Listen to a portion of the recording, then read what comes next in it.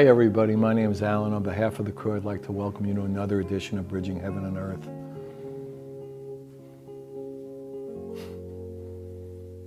We're just very blessed, really.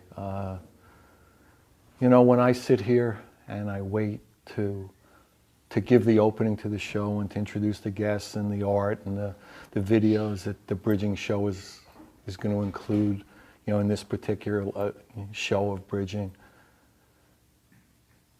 what seems to really build is a feeling of real joy and real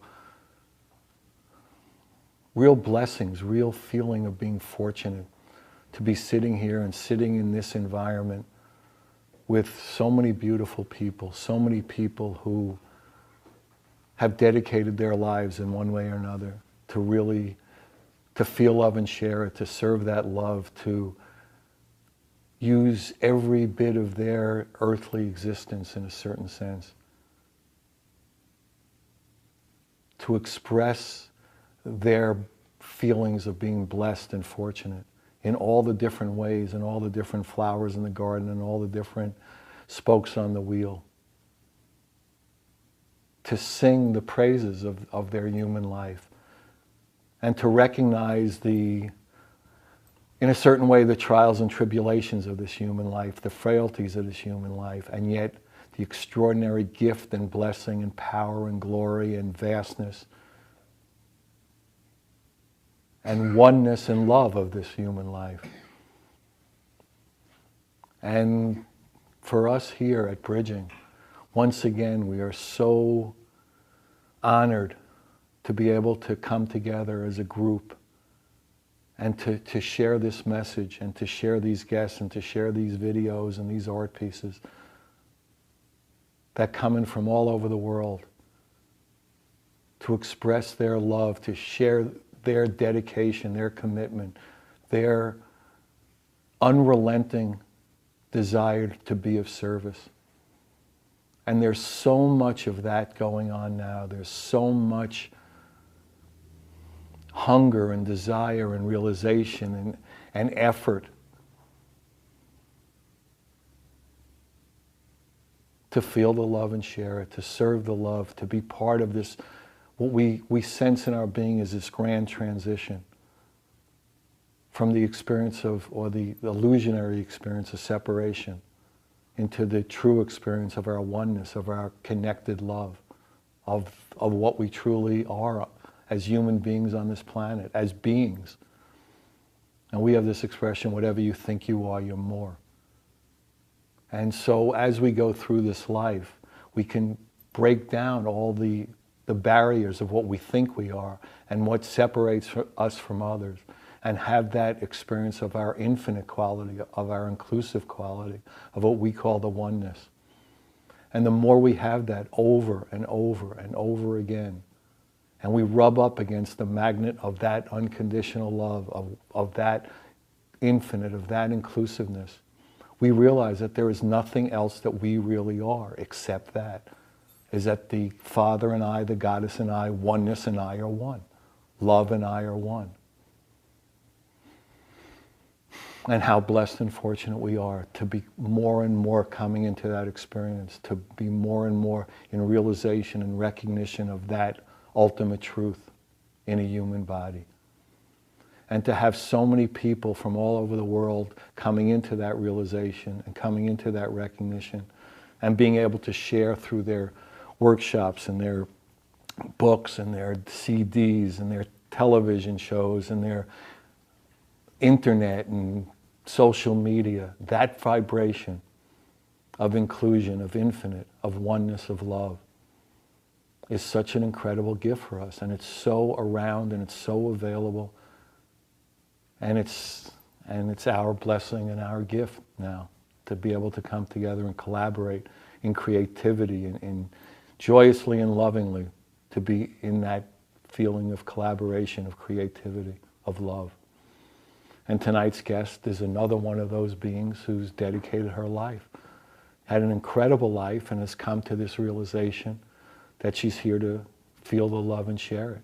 Satya Kalra is a spiritual teacher. She's an author. She's the founder of the Path to Anandam, and she's known for her blissful living lifestyle And her mission literally is to live in love, to live in peace, to live in Anandam, which is bliss and love, and to spread that experience, that vibration, that recognition, that realization to others. And the focus of her teachings is how to enhance the quality of your life to better experience that bliss, that joy, that Ananda within you, and to reach your unlimited potential. And that is just her unrelenting feeling of service, feeling of dedication, feeling of literally what she's here, what she took a human body, what she's here in this human body to do, to feel the love and share it, to serve it, and to spread it. And as most of you know, we also, on most bridging shows, we show videos and we show art.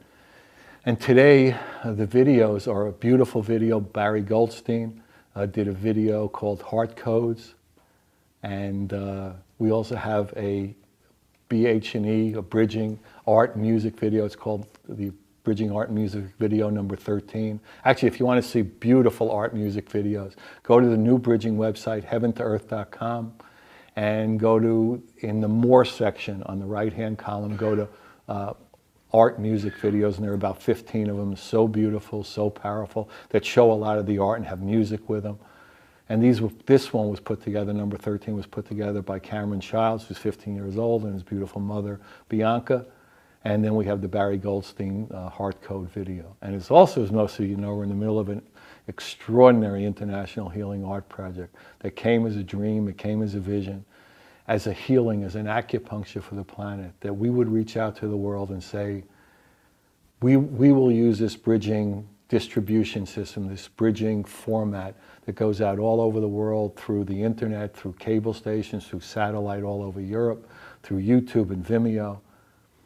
And anybody who produces a new original piece based on the theme Bridging Heaven and Earth and gets it to us here in California, we'll put it on the shows, we'll have art exhibits, we'll get it into museums, we'll get it into hospitals, and it'll be part of a great healing. And so far we've gotten over 400 pieces that have already been manifested, with another 500 or 600 artists who are on the website as no piece manifested yet. If you want to be blown away, go to Heaven to Earth Art, heaventoearth.com, and just scroll page after page of these 400 manifested pieces, and go to the artist page and scroll down, and you will see every artist involved, which are literally 1,000 now. 1,000 people from all over the world who want to be part of this healing, who want to be part of this collaboration, this creativity, of these new paradigms being formed to heal the heart, to heal the illusion of separation. And again, we're blessed and honored to have this. And today we have one that Satya did, a beautiful piece, and another piece from India, Sue N.K. did a beautiful piece, Soul Reborn, and she's from Jaipur, India. And Sui N.K. did 5 pieces. So if you want to be blown away, go to the artist page, go to SUI-NK, and scroll down, and you'll see they're in alphabetical order by first name, so hers would be in the S section. And she's done 5 other pieces, and we're going to show one today. So really, again, it's an opportunity for us to feel blessed, to feel honored, and for you to feel that same way, to you to feel that infinite, that inclusiveness, that brotherhood and sisterhood of humans, so that we could all come together to manifest in love, to manifest in creativity, to collaborate, to really bring this to be a heaven on earth. Because we know we can, and we know, in essence, that it's what it's supposed to be here. And that is our destiny, and that is our service, and that is our job now. So join me in a short meditation, then we'll have the first art music video, and then we'll have Satya and art, and more video, and Barry's beautiful video. And again, it's an opportunity for us to all be together and to feel our love together.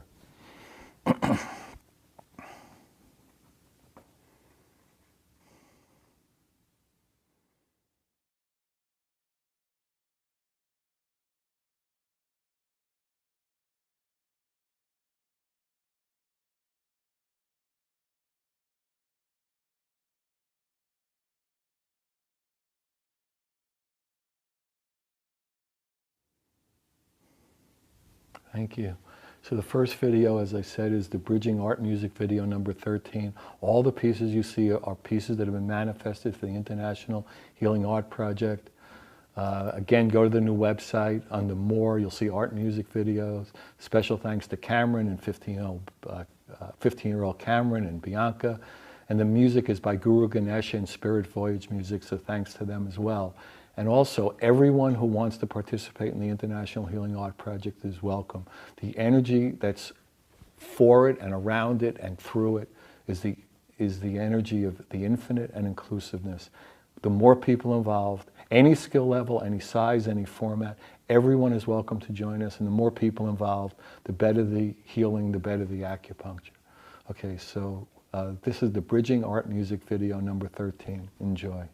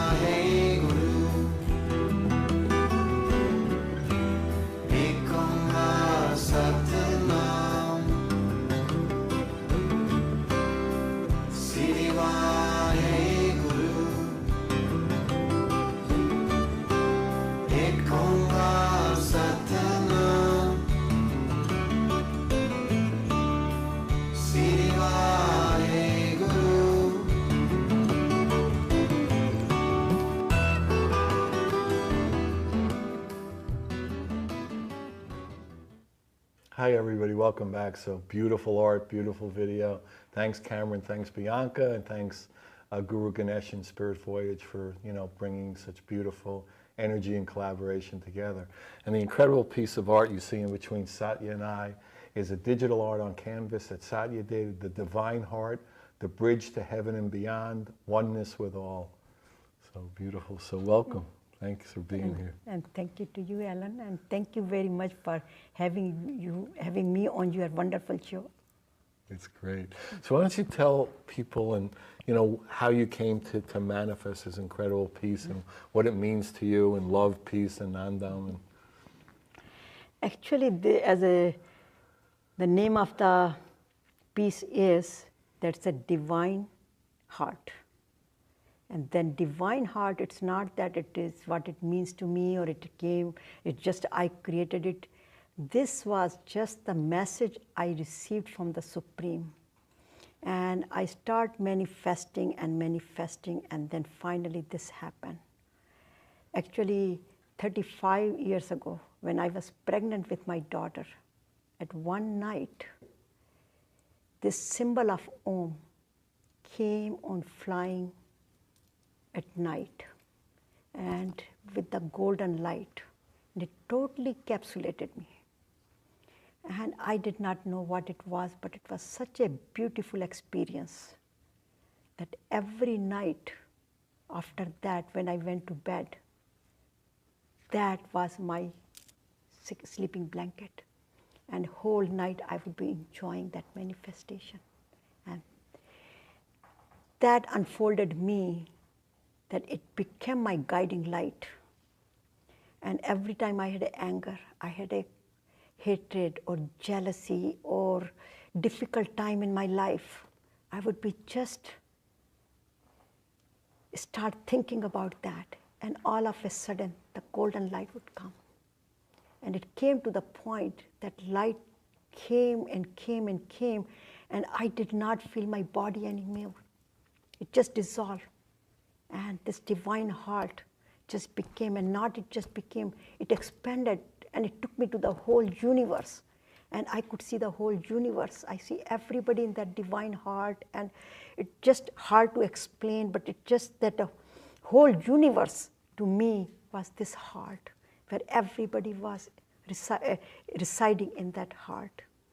And every cell of my body, every DNA, every atom, every electron, proton, genes, every ATCG, which are the elements of the genes, everything was just that light and that golden heart everywhere. I would see it. And when I meet people, I don't see them as a people. I see them like when I'm seeing you, your heart is unfolding to me, and I see that light within you. So to me, that becomes the divine heart. And that's why you see that symbol, because that symbol came to me, and it is the Om. It's a Sanskrit symbol. It could be spelled as AUM or OM, and this is from India, and it is considered to be the generator of the whole universe. The origin of the universe comes from here. The root vibration, the root vibrations energy. of that. This is just the origination of the whole universe. And I experienced it, and when my heart was filled, I feel like totally love, totally peace. And then you see the Anandam. Anandam means the eternal happiness. And that eternal happiness would be just keeping unfolding and unfolding and unfolding. And all of my miseries and my sorrows and difficulties will just melt down. And there was only one thing left, that divine love. And this symbol not necessarily means just the symbol. It could be anything, goodness. You could put a flower of rose if you like it. Whatever you put it doesn't matter. It's whatever symbol. I like it or you like it. The symbol of goodness within me, that opens up the heart. And that open heart is called the divine heart, which is filled with love, compassion, forgiveness, contentment, anything you name it. It's all the virtues are there. And that's what the divine heart is. And it kept unfolding and unfolding. And every time I sit and when I was working on this art project, and so many things came to me, and I do so many things. And finally it came to me, nothing lasts there. That heart just keep coming. And finally I folded everything back and I said, this is it. This open heart, divine heart is the piece of art which represents the oneness of the universe. And that's where I And that's the one that should sit in between us. Yes. At least for the first section. That's very fortunate. So why don't you take people a little bit, and I think you did, on your journey into that experience, and knowing that was your service, to feel that, to vibrate that, to share that, to have that as your service. So from there, when the heart started opening, then one of the transformation I felt within myself, that me, I am the one, I want everything for myself. My selfishness start dissolving. It's just like melting down, like a candle when you burn the candle, and then the light is there, but you don't know when the wax melts down, and my ego, my anger, all the things which I did not like about myself occasionally, which come as I'm a human being, so I have those emotions too. Everybody has those emotions. We are made with those emotions in a certain ways, but we just kind of expand them. And I realized that those emotions which were creating negativity in me, and eventually creating negativity between the relationships and with others, start just melting down. And I totally become a different person, and I could embrace the whole world. That's the way I felt it. So my service, anything I do in the form of service, I teach how to unfold yourself and how to serve. Like I have one of the guru, which is Satya Sai Baba, and he says, love all, serve all. Help ever, hurt never. And with those 4 words or 8 words comes a lot of practice in it. So that becomes my service wherever I go. Even when I talk to people, and if I'm giving you a smile, and I am talking to you with open heart and compassionate, rather than thinking my mind and like how he looks, kind of, many times when we meet people, then sometimes our ego comes within and we start kind of analyzing and judging people. And that, I had that too, and that has gone away. Every time I meet people, I just see their open heart and I start looking how beautiful they look, how beautiful Alan looks, and how open-hearted, what kind of service he is doing to the world. All these things comes and they give me more and more unfolding and motivation to do more work for the world. But my whole mission and my whole passion in this universe is that in this planet, I want to help people to feel that compassionate for each other, rather than complaining and fighting and all that, and have a good relationship. And if we are filled with love and compassion, we can't hold it here. It will come out, and it will go outside and serve the world. And that's what my passion is.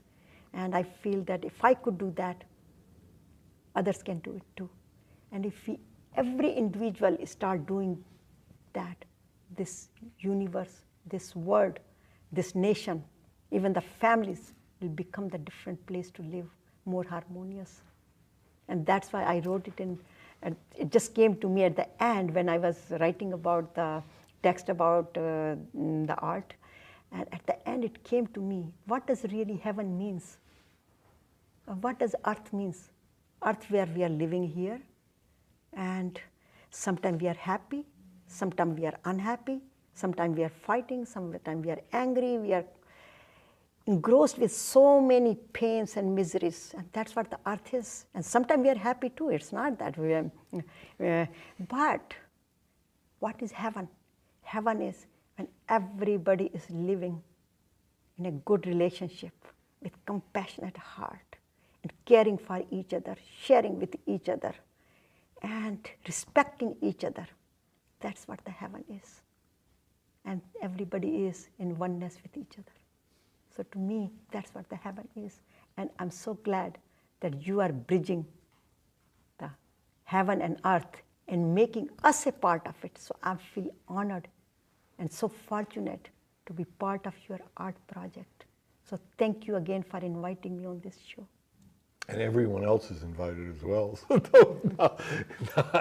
no, it's, you know, I mean, if you've, and I know you have, if you look through, you know, the art project and see all the pages and the art that's come in the studio here, we have the gallery that, and we rotate about 50 pieces. It is so uplifting and inspiring to see all this incredible giving and loving and manifesting in so many different forms, you know, in jewelry and acrylics and oils and sculptures of all sizes. And it, like you were saying earlier, I mean, so many people want to be involved and so many people want to share their love and don't really have outlets for it. And that's, you know, kind of our job is to, and our destiny is to provide those kind of outlets and bring all this love together. And, you know, we talk about it as having, you know, separate points of light becoming a beam of light when we all come together. Yes. And so why don't you talk about that, about how this is the time that, you know, we're all really collaborating together and creating together. As I said, it's a wonderful opportunity. And so many people in this universe and in this world are on this mission. I'm not the only one. So many people are creating it. And I go to visit many ashrams in India. And I give a lot of workshops. And I give talks in international conferences and many conferences. And I meet wonderful people where people are creating not just only the art, but as you know, the art comes a lot of feelings and emotions behind it, and this is the manifestation and presentation of the work they do, but there is so much work goes behind it, and it's so thrilling to see that how many people all over the world are trying to make the difference in this world and helping others and trying to bring the virtues and happiness in other people, and whether they are doing the health projects or they are supporting the needy people or the, I can give you an example.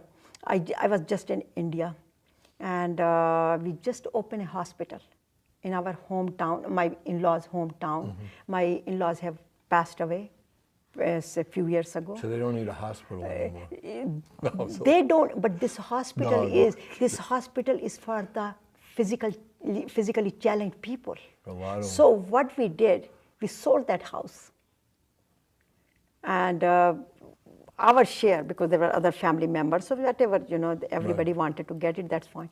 But two of brothers got together and said, we want to give this back to the society, and not only give back to the society, just to bring the peace and more recognize our parents, what the good work they did in their life. So just inaugurated the hospital where it is for the physically challenged people, where they will make the physical limbs for them, like legs and hands, whatever they don't have, then they make the physical limbs for them, and then give them the training and physical therapy, etc. So then they can get used to this new way of life.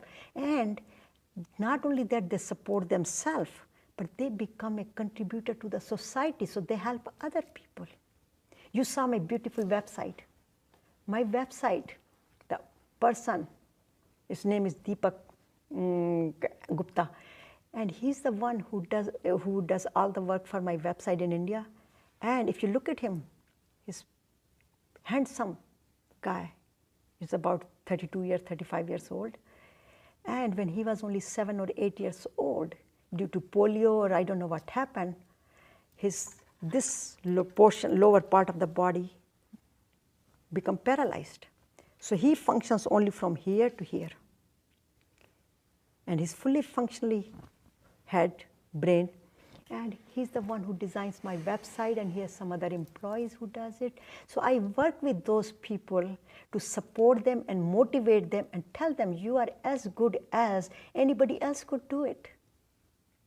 So I work with people to motivate a lot of youth, lot of women. I'm very much into the women spiritual empowerment. I don't call it just empowerment because then there is ego, left mind, right mind comes, but the spiritual empowerment. And I work with a lot of women and children on those projects with them as well. That's beautiful. I mean, it's just a lot of, experience people have of not feeling their infiniteness, their vastness, their unconditional love. Because of one reason or another that this society is.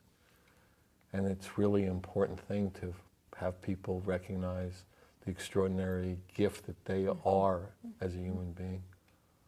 And that's what I tell them. I say, God has made every individual, even a bird, even a non-living, all the living beings or non-living beings, for some reason.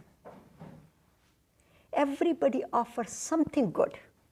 And if we see that goodness in them, then we are creating the oneness and giving that love and compassion to that person. The only problem is we have so much of information in our mind and past memories that when we meet people, we are very superficial. Even sometimes, I notice if you ask somebody, how are you? Or if somebody asks me, how are you? Before I open my mouth, as long as I say I'm fine, I'm good, then they're happy. As soon as if I have any problem and if I say, they walk away. Because nobody has time for anybody. And that's what the real test is, that we have to listen to people. If we really are compassionate, what does compassionate heart means? Means we listen to other people. We respect other people. And I think it was said we treat other people as we'd like to be treated. Exactly. Which of us would like to be ignored? Very few of us would like to be. So maybe we'll talk about that and, get into treating others as we want to be treated and how to really experience that bliss, that Anandam in the second section. So let's have this beautiful video. Barry Goldstein, Heart Codes. Special thanks to Barry. His website is barrygoldsteinmusic.com. And, it's just a beautiful, beautiful video, and it's very lovely. And then we'll come back and we'll have another piece of art and another section with Satya. So Barry, Heart Codes, enjoy.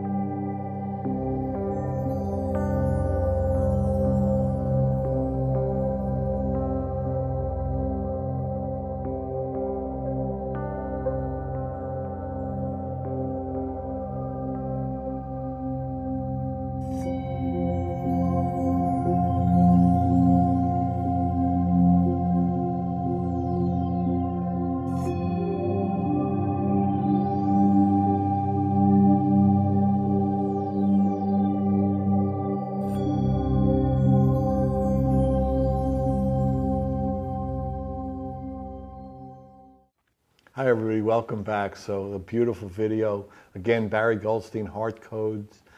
Thanks to Barry. His website is barrygoldsteinmusic.com, as you think it would be spelled. And the beautiful piece of art you see in between Satya and I is by S-U-I-N-K, Sui N-K. It's called Soul Reborn. It's mixed media, watercolor, and Sue N.K. is from Jaipur, India. She's done 5 pieces in all. As I said, go see them on the website. And again, everybody who wants to be part of this healing, part of the acupuncture, part of this beautiful new paradigm and collaboration and creativity, go to the Art Project website, Heaven to Earth Art, and look at some of those pieces. And if you're enlivened to join us and you feel moved to join us, please do. Everyone is welcome. We want to put out the energy of the infinite, of inclusiveness, of love. So everyone's welcome. So Satya, here we are for the second section. So we were talking at the break about bliss and love and the tools or the realizations of the understandings about that, about oneness. And we talk about oneness, and every show is dedicated to the oneness.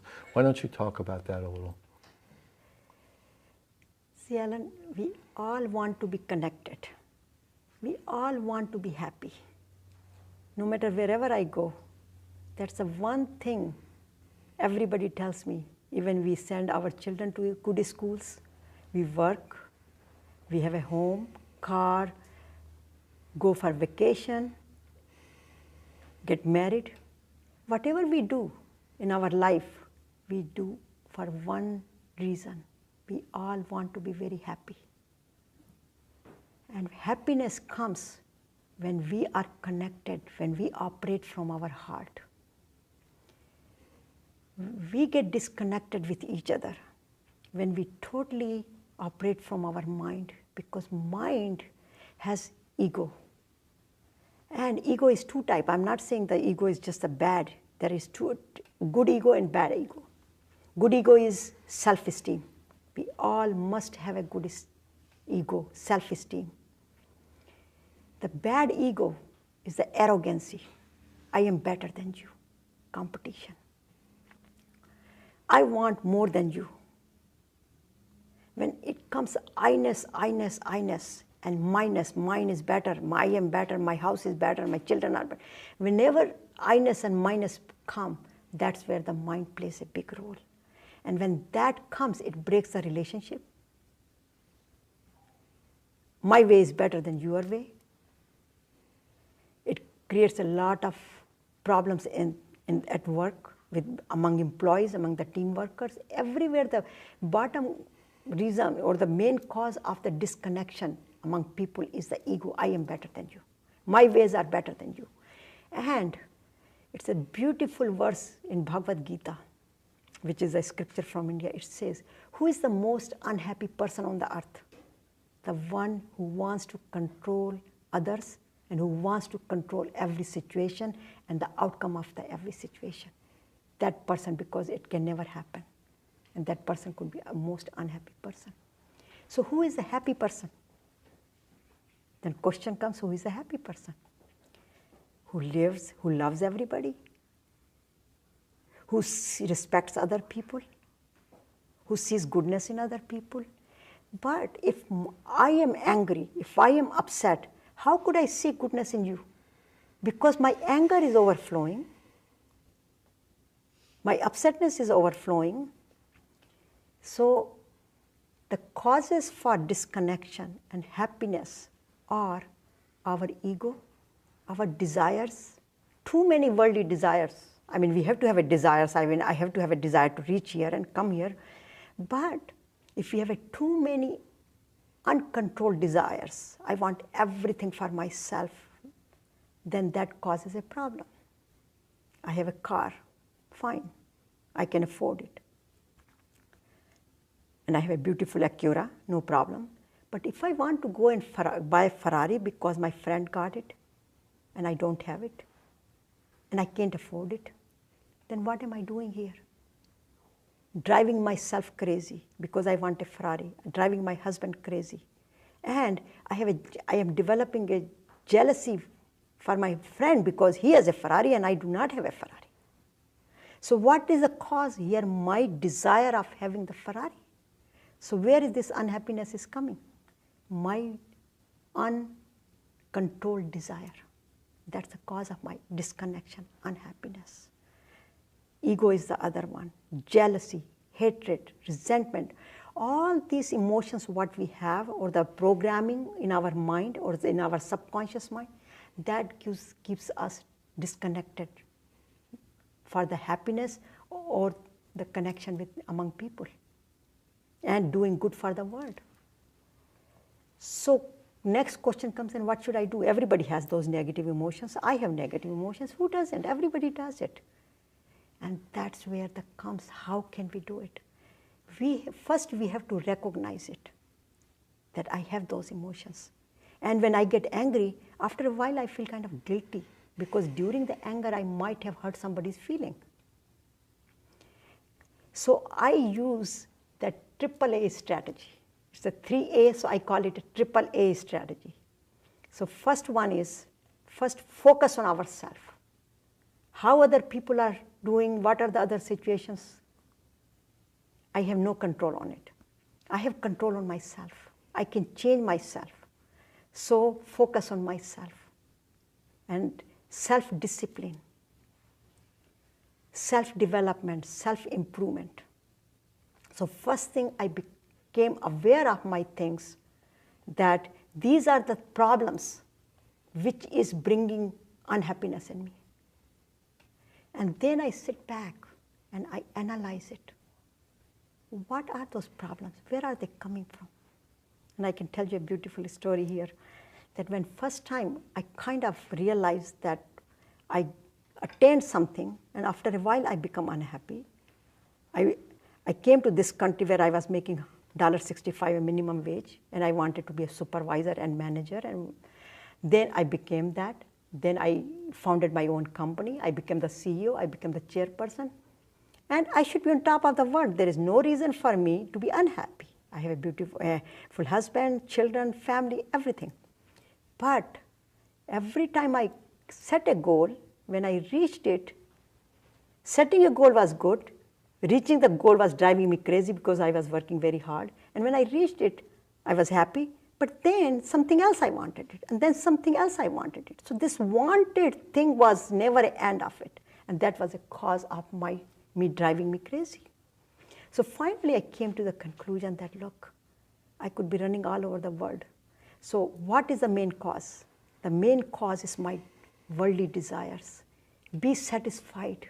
Self-satisfaction is the key. But how can I get it? So I start accepting it every time my unhappiness came. Or if I kind of felt that somebody's not happy about me and things like that, because I'm causing that unhappiness maybe in another person too. So I start becoming aware of it. And I made the list of the items. And there were 158 items which I did not like about myself. And you just gotten started. And I got scared. I said, oh my God. Like if I'm talking to you and I said something and you twitched, I'm paying attention that maybe something I have said which upset him. I am sensitive to that. And I don't want to cause that. So I'm making a list of those things. And then I start analyzing them. So I put them in 12 categories. And I was going to work on in 12 months and become a perfect person. And I was dreaming about it. Because when I made the list and I started working on it, it became very difficult. So it became my lifetime goal for that. But first I used the awareness. I accepted it. The second A was analyze. Where is it coming from? So the first A is awareness. Awareness, and then acceptance. Analyze. And then the second one is analyze, gap. Okay. I call it like a gap analysis. Okay. Like in business, we call it gap. So first find out, I have a headache. I can give you an analogy here. I have a headache. Now I have to go to see the doctor. So doctor is running all the tests. He's doing all analysis on me. Mm-hmm. Then he gives me the medicine to take it.